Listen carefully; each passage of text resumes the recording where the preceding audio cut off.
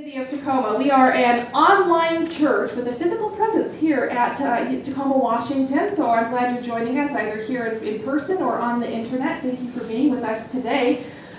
We are experiencing a classic Northwest summer. We've got complete cloud cover. The mountain is not out today. I came across something many years ago on the internet. It was, you know you're from the Northwest when. One of the things was, you know you're from the Northwest when you can point to 3 mountains without seeing them. I'm like, oh yeah, sure, St. Helens, Adams, and Rainier. I know where they are even with cloud cover, right? And you find yourself saying things like, the mountain is out. That just wouldn't make sense in Arizona, I can guarantee you that. Definitely a Northwest thing. So I warned you, rather, that today's sermon is going to be a little bit academic. Today's talk is going to be a little bit academic. What we're going to do is we're going to do a few kind of dry things that just so that I know that we're all speaking the same language. We're going to talk a little bit about some Unity history, which I think is fun. I hope it's not dry to you because I absolutely adore history, and I think we can see what's going on in the world today and how important it is to be aware of history. We don't have to start from scratch. We get to stand on the shoulders of genius, and studying history helps us get to that place. We're going to be talking about the 5 principles, where they came from, how they developed, and what they are today, and what it means to you. I mean, why should you even care, and do they even work? Spoiler alert, yes. I can tell you from experience, they definitely work. So the first thing I want to talk about, since we're talking about principles, can I get my next slide? Come on, we're going to talk about what is a principle? What does that even mean? We all might have a different idea about what that means. So let's see what Webster's has to say about it. It is a fundamental truth or proposition that serves as the foundation for a system of belief or behavior or for a chain of reasoning. So the 5 principles that we're going to be talking about today, I'm not going to say that they're absolute truth, and I'll tell you why in just a minute. I'm not going to say they're absolute truth.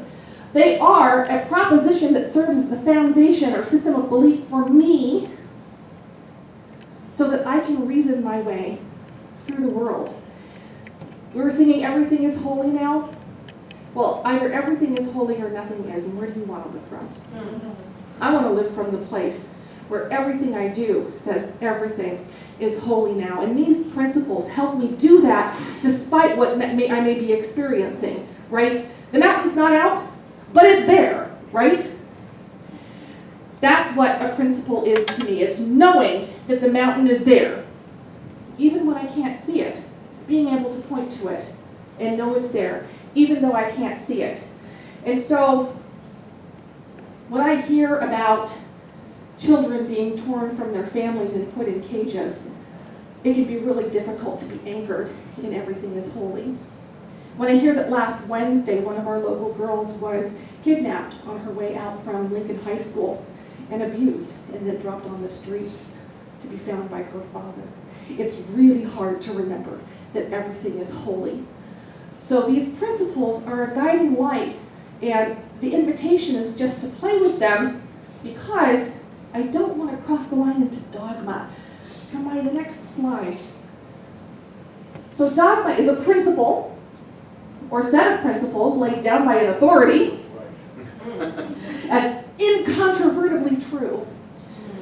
And what I'm here to tell you today is that the principles that I'm going to teach you guide my life. I treat them as truth. I'm also open to learning more, and so were our founders.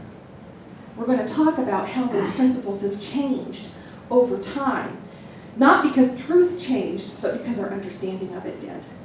And how important it is to be completely open to a greater and greater understanding of how life works, how energy works, how the universe works, how God works. Pick your word. Something that has been a deep conversation in Unity, and especially in this Unity church, is about our identity. Who are we? What is Unity and who are we? So we have a religious identity and we have a theological identity.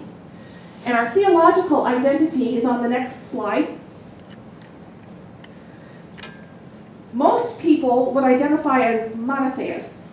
That is what we learn here in America. Americans generally tend to fall into monotheism. People in Unity will often identify as monotheists because, well, we believe that there's one God, right? Well, panentheism is actually the cubby hole that academics like to put us in. It means all in God, panentheism, all in God. It's the belief that the divine pervades and interpenetrates every part of the universe and also extends beyond space and time. A little closer to what we teach here. And this is not to tell y'all that you're not monotheists. This is just an idea to play with as a difference. When I was in disability law, I had a client get very upset because she read her medical records and it said that she had photophobia. And she was terribly offended. She said, I am not afraid of light. Photo, light, phobia, fear. Well, in medical terms, photophobia doesn't mean fear of light. It means a certain sensitivity that causes a neurological response, such as a migraine or a seizure. It doesn't mean that you're afraid of light. It's just a medical term. And monotheism does mean belief in one God. But in general, when we talk about monotheism, there's another step that we don't think about that's not present in the root of the words, and that's that it's the God out there. And that's why panentheism is what we generally tend to be cubbyholed in, because we don't believe that there is this separate thing out there that is God. Everything is holy, everything. Can you go ahead and get the next slide? So I want to talk about whether or not we're Christian. Can y'all deal with that? This is a big conversation. I got to tell a story on my husband, David. You know, he gets up here and he uses me and our kids and our grandson as an example for his sermons, and guess what? I'm in charge. David and I went to a ministers' conference at Unity in Linwood. It's a fantastic conference, and right before we began, we had our name badges, we had our binders, and everything was new and shiny and not used yet. He was talking to another Unity minister, and I don't even know how it came up, but the other minister was like, well, Unity is a Christian belief system. And David's like, no, it's not. And I knew my husband. So I was like, forget popcorn.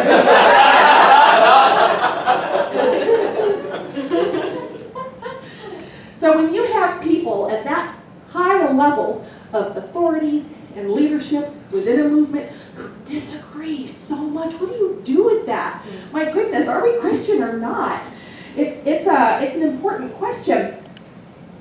Here's one of the pamphlets that's put out by headquarters. We have copies of these at the Welcome Center that Heather mentioned out in our foyer. This particular one states the first sentence, Unity is a positive, practical, progressive approach to Christianity. That's what this pamphlet says.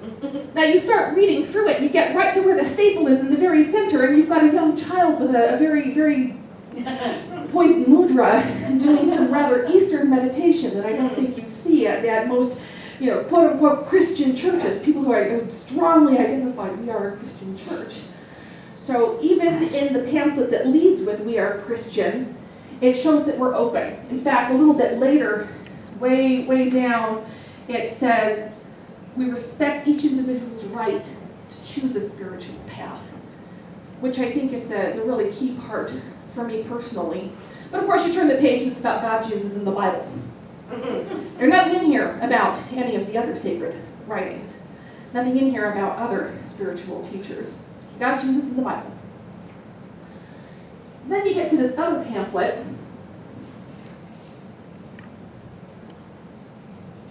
It says, what is unity? Unity is an open-minded, accepting, spiritual community that honors all paths to God. And I love that. And that's what works for me. And that's what works for David. And you know what? If the other one works better for you, fantastic. This is where I wanted to help you understand where we are as a movement and as a church.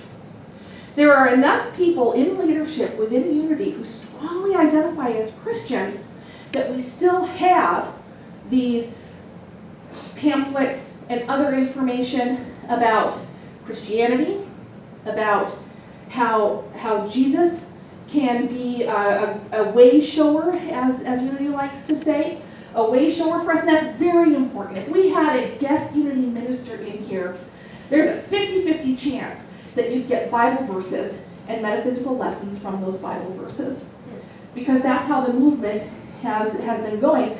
When David graduated from Unity School, it was Unity School of Christianity. Now it's just Unity. I didn't believe him. I'm like, Unity School, right? No, just Unity.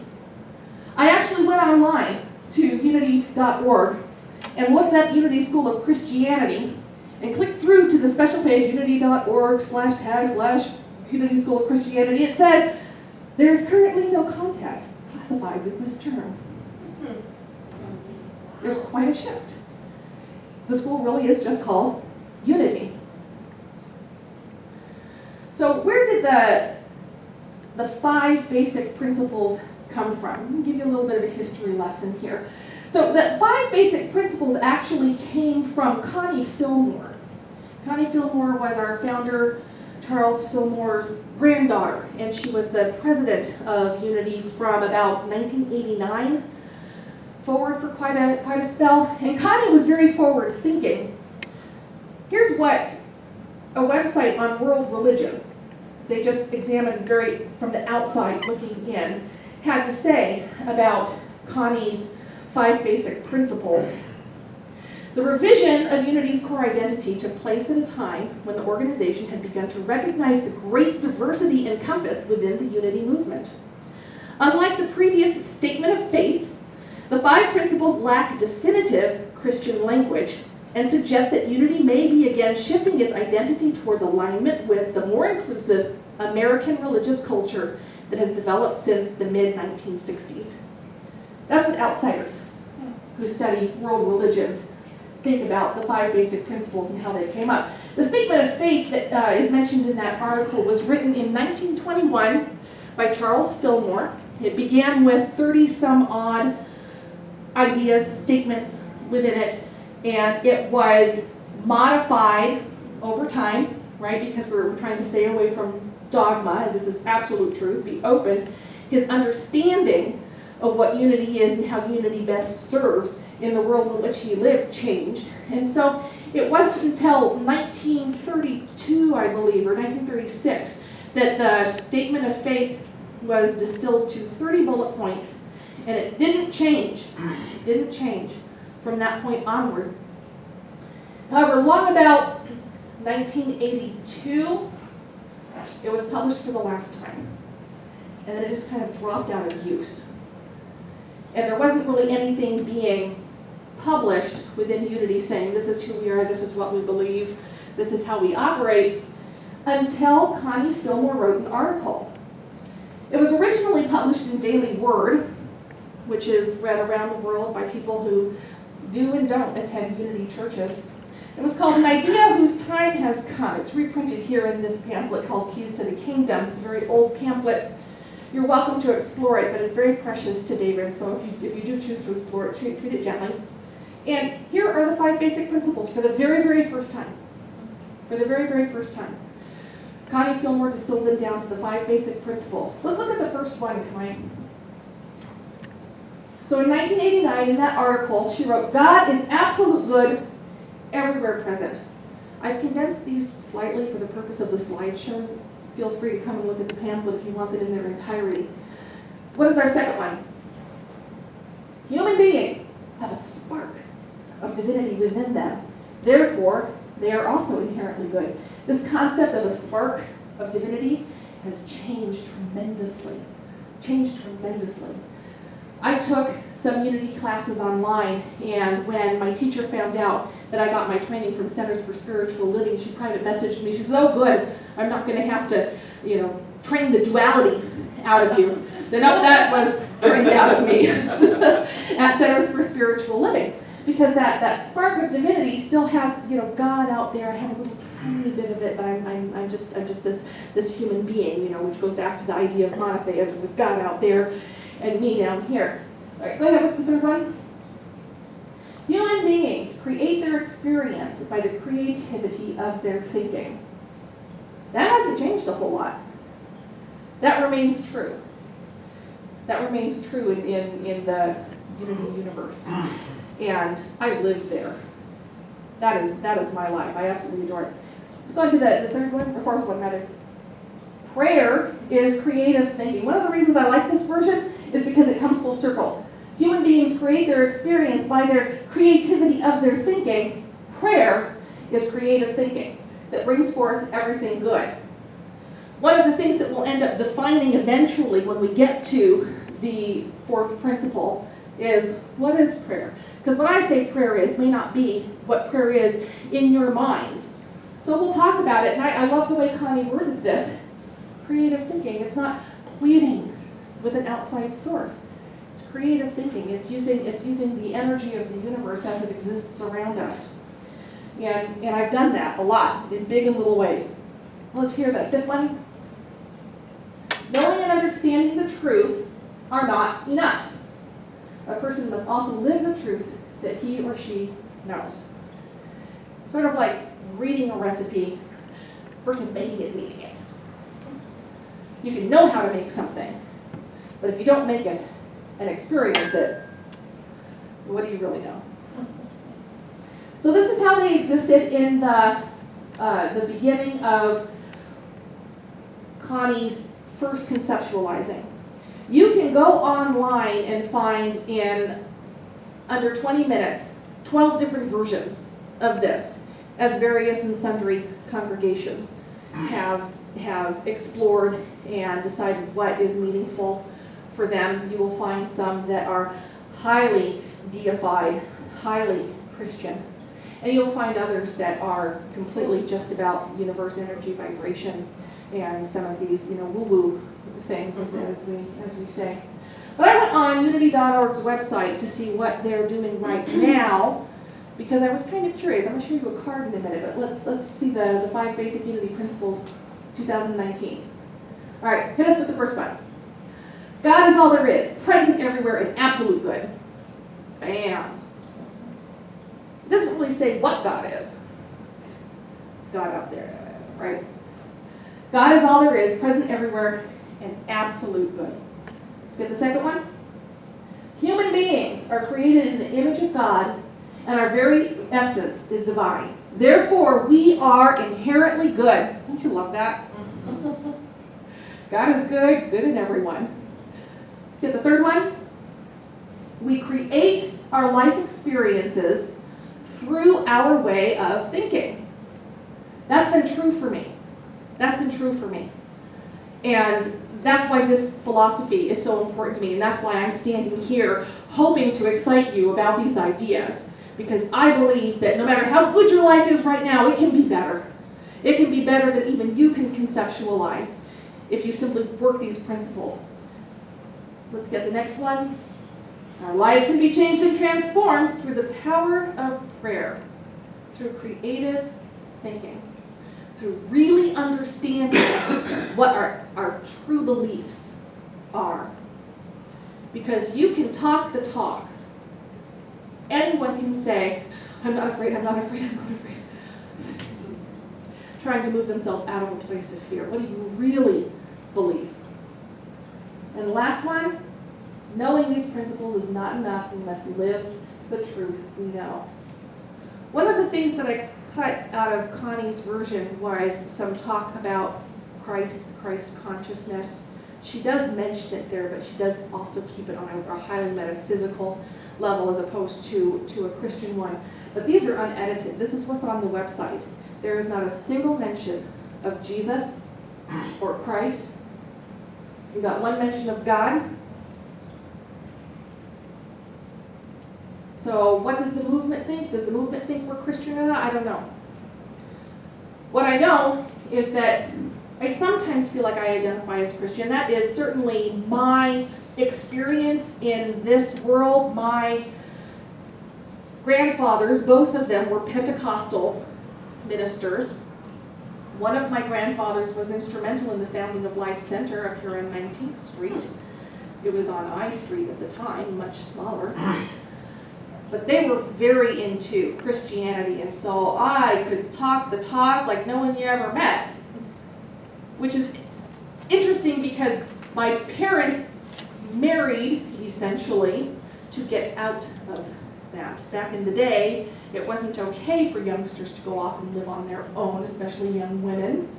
So when my parents met and decided to marry, they did so consciously knowing that they were not going to be a part of the church. So I grew up in this household where there was a strong emphasis on thinking for yourself.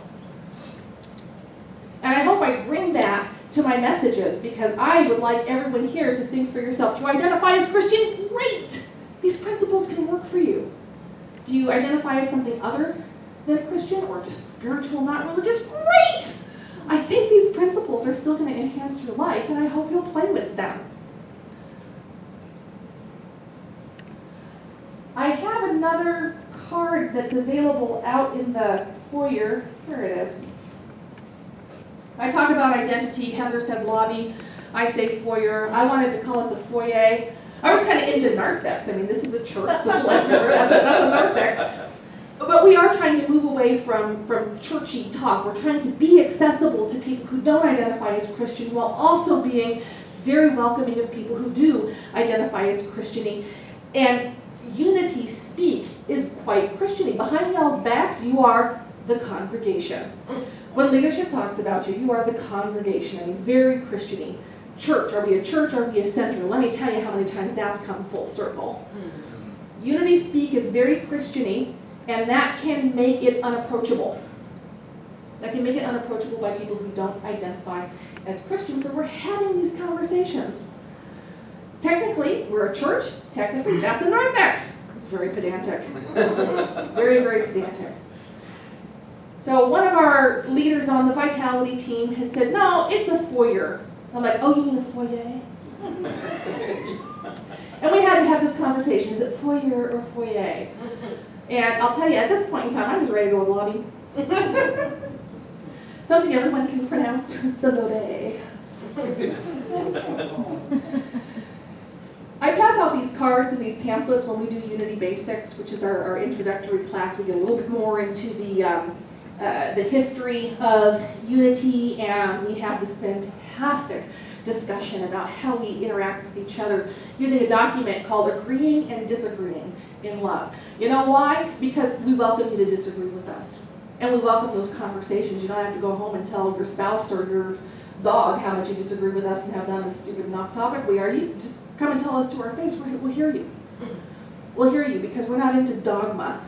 We're into principles that work for everyone. So this card that gets passed out, it pushes some of my little buttons. The first one, now, how many long-timers here can recite with me? There is only one power and one presence in the universe and in my life, God the good, omnipotent. Right? This is one that has been very popular for a long time. It's also one of those that's very dualistic. There's this thing, and I can have it. Instead of there's this thing, and I am it. So that got changed. This card says, there is only one presence and one power active as the universe and as my life, God the good. So that eliminates some of the duality. As I was talking to you before, there are many leaders in Unity, in the Unity movement, teachers who would like people coming up in the Unity of philosophy to get rid of the there's God, there's me duality that stems from the monotheism from which Unity did spring. We did start from Christianity, from a metaphysical interpretation of the Bible. So number two, our essence. There's some duality there. Our essence is of God. Therefore, we are inherently good. I'd be fine if they just stopped there, but unfortunately, someone who's on the, we're Christianity side of things decided to tag on this God essence, called the Christ, was fully expressed in Jesus. I believe it's fully expressed in all of us. Sometimes we just tamp it down because we aren't prepared to be that magnificent. 3, we are co-creators with God. there's duality, we are co-creators with God, creating reality through thoughts held in mind. I can't wait to talk about that in a couple of weeks. This is the thing that excited me the most about New Thought, which is the umbrella under which we fall with other pantheistic churches. Number 4, through prayer and meditation, we align our heart-mind with God. Denials and affirmations are tools we use. This is one of the places where the system I was trained in, the Centers for Spiritual Living and Unity, are on opposite sides now, and not entirely opposite, but just take a different approach to denials and affirmations. My training tells me, skip that denial if you can. Skip that denial, because truth is truth, and you can go right there. You don't have to argue away something that is uncomfortable or not expressing the fullness of God in your life, because it's a myth. It's a shadow. And when you shine the light of truth, it disappears. Number 5, through thoughts, words, and actions, we live the truth we know. Through thoughts, words, and actions, we live the truth we know. So revisiting 4 a little bit, prayer and meditation, denials and affirmation, in the world, the universe of spiritual practice, really just take up this much. There are other ways to do spiritual practice. Coming to Sunday service, listening to Sunday service online, that is a spiritual practice. And you can double down if you're here in person at our physical presence. You can double down because keeping good company is a spiritual practice. David and I share one spiritual practice. Other than this, we occasionally pray together on specific things, but he has his dedicated spiritual practice. I have my dedicated spiritual practice. But when we dine together, we do a prayer of gratitude together. We take turns. The phrase is, you pray, I'll pray. That's how we decide who's praying. Through thoughts, words, and actions, we live the truth we know.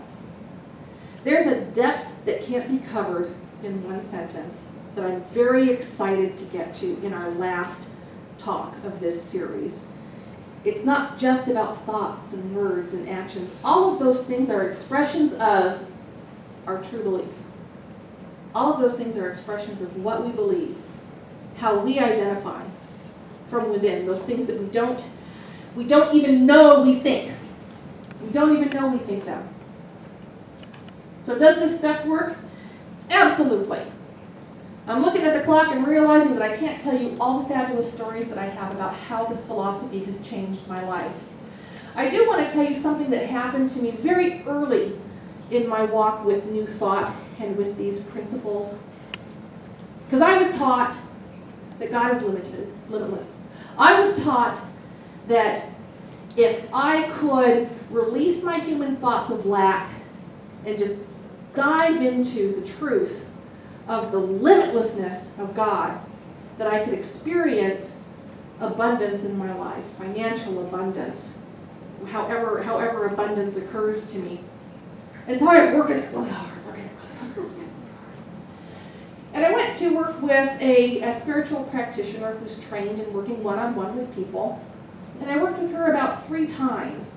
And she really helped me. The first time I met with her, she's like, tell me how you feel about this idea of abundance consciousness. Where are you? And I said, well, what's I'm picturing in my life is not enough. Ever. Never enough money, never enough time, never enough resources. It's never enough. And she said, all right then, let's work on getting to enough. We did that. I had some interesting shifts in my life. It was wonderful. And I got to a point where I was like, wow, I just woke up one morning and realized I'm there. I'm at enough. And I told her I did it. I'm done. I have enough. And this was about my 4th meeting with her. She says, that's fantastic. I'm glad you had that shift. How more than enough feel? And I was like, whoa. Never occurred to me to ask for more than enough from the universe.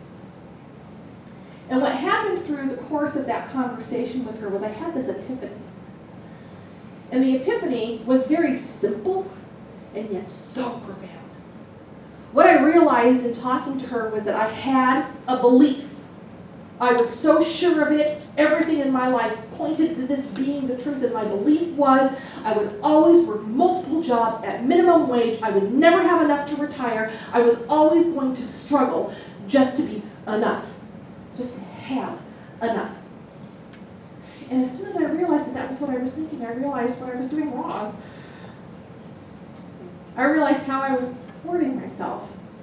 I wanted that abundance consciousness. I was able to expand that consciousness a little bit. And then I realized that I couldn't go any farther if I insisted on limiting to myself to what I knew. So I did a lot of spiritual practice, a lot of prayer work. I have a little trouble with humility. This is one of my things that I struggle with. And so the practitioner I was working with actually made me do my prayers on my knees. Not a very New Thought thing. However, very powerful for someone who has trouble letting go of control. Just being humble. Being able to stand in something greater than myself. So from then, multiple minimum wage jobs, I have all of these stories about how this happened to support me in becoming more abundant, and then this happened, and then this. It's so routine for me now that when I was looking for a new job, and they asked me, what's your bottom line? What's your smallest number you can go? It's like, well, if my career had stayed on track, I would be here. That's what I need to make to be prosperous. That's what I'm making right now, or it's a little bit more than what I'm making right now. Okay, I gave him my number. I hung up the phone and I'm like, why did I do that? Why did I go, once again, with enough? And so I started doing some prayer work, and I had a number. I had a very specific number in mind. And when they called and said that, I had gotten the job, they also told me that my wages were going to be the number I was praying on. I got more than I asked for. I got exactly what I was holding in consciousness as being enough and a little more. That story is just one of so many. How I met David, how did that even happen? Wasn't even in Unity at the time. In fact, everything was kind of falling apart. The spiritual community I was a member of just was like, yeah, your services are no longer needed. And so I was remote practitioner over there, and I just wanted to come and be in community, but as a dyed-in-the-wool introvert, I didn't want to actually talk to anybody or interact. So I would specifically come in during the music portion, and I would specifically leave after I dropped my money in the basket. And it used to drive me crazy because David would come down the aisle. I caught his eye and I didn't even know it. He'd come down the aisle and he'd pat me on the shoulder because I was on the end, and he'd say, "Oh, it's good to see you again." And it bugged me. Like, what is wrong with this guy? And then I'd go home and I'd pray for the perfect mate. And now I'm more than 5 years happily married. I'm so glad. I'm so glad I came into Unity. I'm so glad I left myself open to that possibility. Yeah, I don't have time for any of these stories. They're good stories, though. What I'd like to do now is move into meditation. We're going to do a